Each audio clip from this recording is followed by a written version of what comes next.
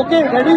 यहाँ पे जो पोलिंग का अमल है, क्या आप उससे मुतमिन है? नहीं जी, बिल्कुल नहीं मुतमिन। यहाँ पे हुआ क्या है? ये सुबह से धांधली हो रही है, जो दूसरे इलाकों के वोट है वो यहाँ डलवाए जा रहे हैं। यहाँ पे जो धांधली है वो कौन सी जमात यहाँ पे कर रही है? नून लीग कर रही नून है, लीग। खुली सरेआम, कोई और यहाँ पे कोई उनको रोकने वाला है? कोई रोकने वाला, सारा नासा। यहाँ पे आपके जो थे, जो आपके यहाँ पे लोग खड़े थे, आपके एजेंट खड़े थे, जी, बिल्कुल। क्या वो उस वक्त अंदर मौजूद है? मैंने खुद पकड़वाए। और यहाँ पे जो इंतजामिया थी, यहाँ पे जो सारी जो इलेक्शन कमीशन का हमला था, वो सारे उसने आपके साथ तावन नहीं किया?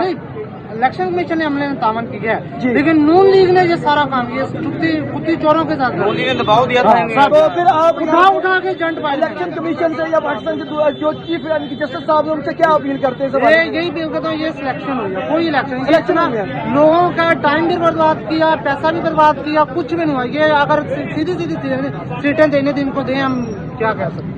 आपका नाम क्या है? मोहम्मद वकास रिजवी, अमीर यूसी करती। Thank you very much.